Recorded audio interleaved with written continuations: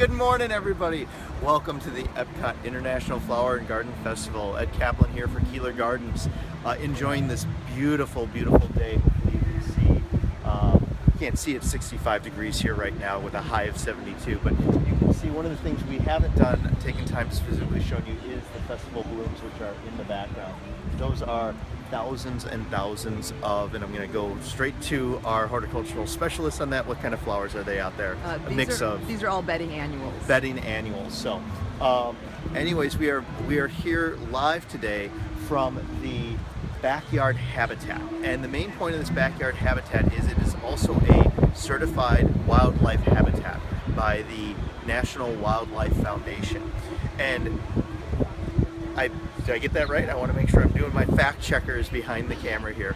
Now, with that in mind, one of the things is that Keeler Gardens is also, we have a certified wildlife habitat, and we're going to walk through today and show you what you need to do, what you need to have in your space in order for that to be true for you. So Ed, just to clarify, yes. Keeler Gardens is also a certified native habitat. Native habitat. And yes, this is through the National Wildlife Foundation. Foundation Festival. This is why it's the beauty of live. You get to see me with no script, try and remember everything we talked about ahead of time. So one of the things is, if you just scan, let's get a view of this garden to start with. Okay, so we have traditional beds, we have birdhouses, we have some trees, and again, it may look a little different, but you know, this is a garden that's been put into place here at Epcot in a space that normally is grass during the rest of the year or other exhibit type spaces. So as we walk through, one of the things is, here's the overview that they explain, and there are basically four more things. What you're going to do is you're going to go to the Wildlife Foundation's website. And once again, it's the National Wildlife Federation. I'm really sorry. nwf.org/garden. And there we go. I'm not talking about that anymore.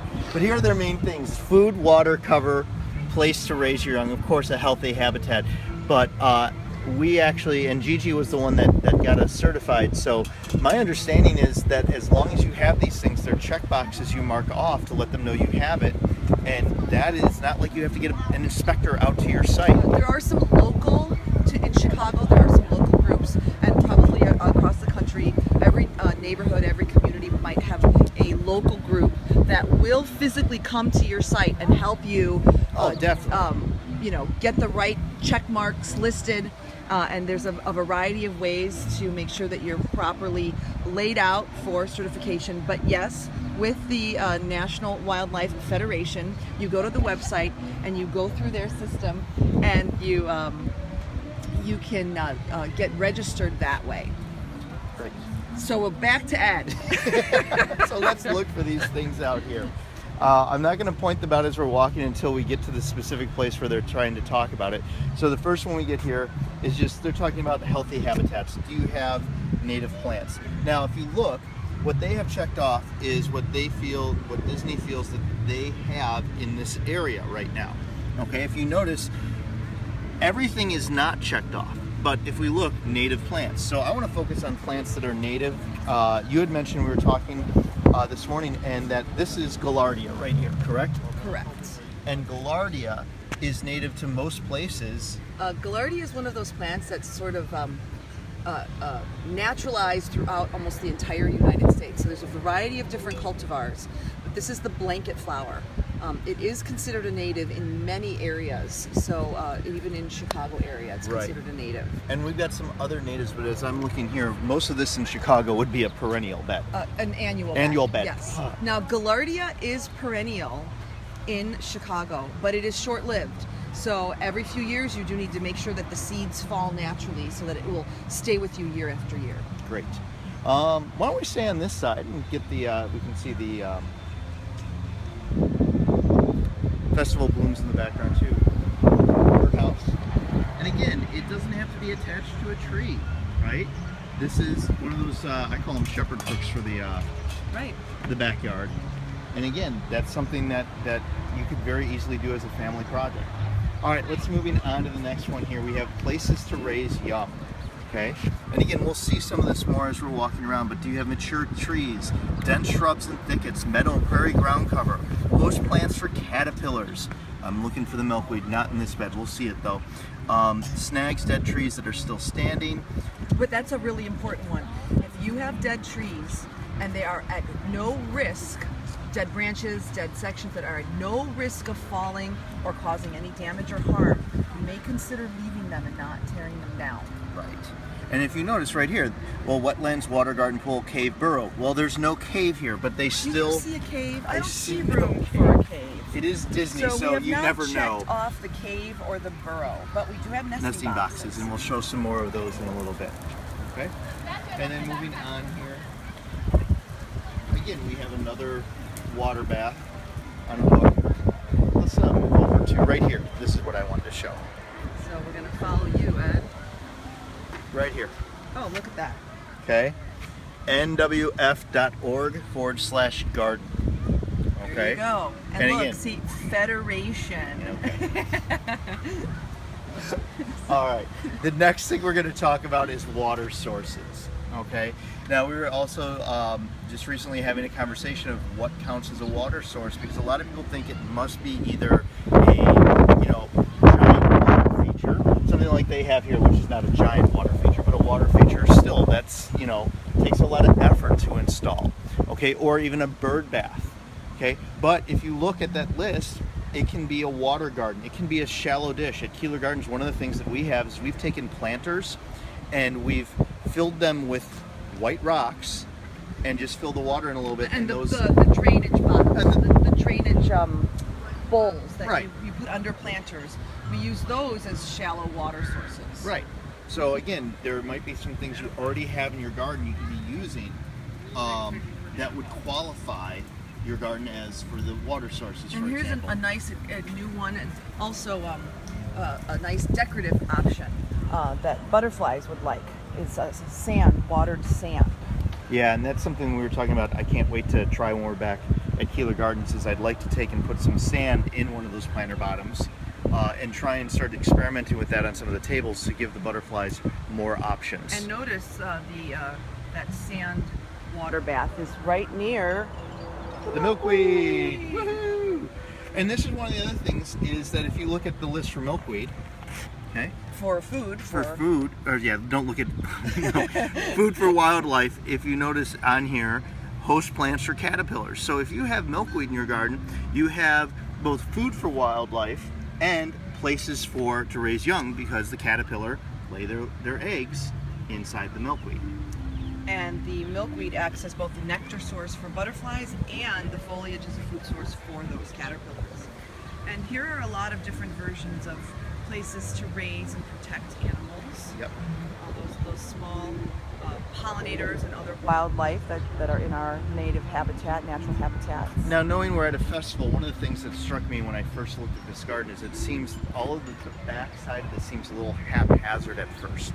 But what I really appreciate is they're showing all the different options that you may already have in your space. Dense thickets, not so dense thickets, open trees, branches, things with fruit, things with berries, different heights, different textures. There's our dead tree. There's a dead tree. Well, I mean, that's what a dead tree would be used for, correct. Yeah. And then even fallen. See, look at that. Thank you. Right on cue. He read the script. I didn't, but he did.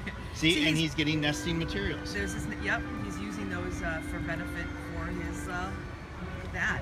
Can you guys see that? I'm going to try to zoom in. He's literally peeling the bark off of that tree, that stump there, and he's going to use those strips when he flies away. And the music in the background is a perfect fit for this. Speaking of which, while we're watching the bird, that's another garden we're going to try and get to this week, is a musical garden. It's fun. Yeah. It's for kids. It's got a playground. It's got some unique concepts. Well, we're just taking a biophilic break ourselves. Right, yeah. Okay, sorry, guys. I want to say, I'm just watching to zoom see. out. No, he's flying way too far away. We'll look for him sorry later. for the choppiness of this particular section. I'm trying to zoom back out. There we go. Less choppy. Nobody wants to see like my pores when we come back in. So we were talking about different textures, and then not only upright places, but also lower to the ground. We're talking about different levels and hierarchy of how you design a space. Wildlife is all shapes and sizes, and not everything flies, not everything climbs high. Some stuff stays low to the ground, and they also need cover and protection. And so low areas, and here we can give you the list. Yeah, you can take a quick look. And we've got pictures and resources for this, so if you have any questions or we're going over anything too fast, leave a question in the comments. You can always email myself, ed@keelergardens.com, or gg@keelergardens.com, and we can get you more of this information. And I see that we have a comment. Oh. I am so sorry. Yes, more butterflies. Thanks, Michelle. Yes, more butterflies. More butterflies. Always good. And I'm focusing on this because I think these guys are cute. Ooh, we have a pollinator. And we have a pollinator. Come around I'm gonna this come way. around and see if we can. Look at that guy back there. Can you see the bee? Am I grabbing it? Do you know where he is? Yeah, Okay. he's on the gaillardia, but I'm gonna come this way, guys. See if we can't get you a picture of that cool bee. So I'm going to read while you guys are looking at the bee. Looking at the bee. So And if you guys can't see it, there's a bee back there, a pollinator, and we have we do have some wonderful other videos of some bees and butterflies that we will also post later on. All right, while you guys are looking at the bee, I'm going to read the list here. Mature trees, wooded area, dense shrubs or thickets, and this is all cover for wildlife, okay? And this is basically for them to be able to find shelter and take cover, all right? Which we're going to talk about predators in just a second. So, bramble patch. I wish we had a bramble patch. That just sounds cool. Meadow, prairie, ground cover, evergreen trees and shrubs, snags, dead trees that are still standing, okay? Fallen trees and logs, which we were just showing, wetlands, water garden, ponds with plants, cave, burrow, still no cave or burrow here.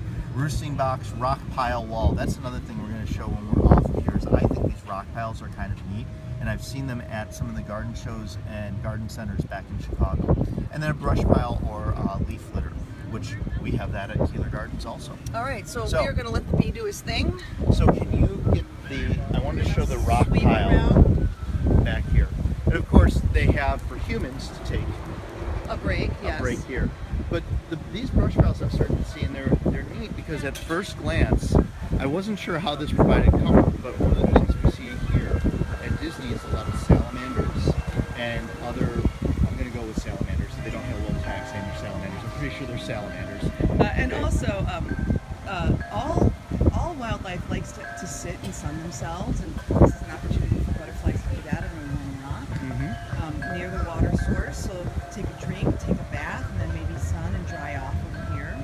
So that covers most of our habitat, and has one more point. So one of the things that we learned when we were here a couple years ago, and we got the idea to do the wildlife garden in our own yard, the habitat in our own backyard, is that be aware, if you do this right, you're going to have wildlife. A complete range. So your ecosystem feeds itself, so you're going to have a range of wildlife in your space. Including, remember that food chain that we all learned when we were in like second grade. So what that means for us that need the quick reminder is that when you have flowers, you're going to get those pollinators, you're going to get bees, you're going to get butterflies, which will attract the birds, okay? Because which attract bigger birds. Which attract bigger birds, which also can start to attract other animals. And some of these animals are predators. Right. So the ecosystem supports itself, but be aware that you may see snakes, you may see some of those bigger birds preying on some of your smaller, cuter pollinators. And remember, the main thing that they're there for is the other wildlife. But it is something to be aware, and what we heard the speaker say a couple years ago is if you don't want to see the bigger birds eating the smaller things on look away. Look away. Okay. But be aware that that is one of the things that will happen. But that is what we're trying to do, is we are trying to create that little ecosystem in our backyard. So we'll end here on this lovely display. There's a feeder up above. There's some rock cover and some varied greenery along with our annuals, both in front here and the beautiful display in the rear. Once again, we're Keeler Gardens, KeelerGardens.com, Keeler Gardens everywhere on social media. Please, I forgot to mention this at the beginning, but sure, this is why we usually do the lives in the afternoon.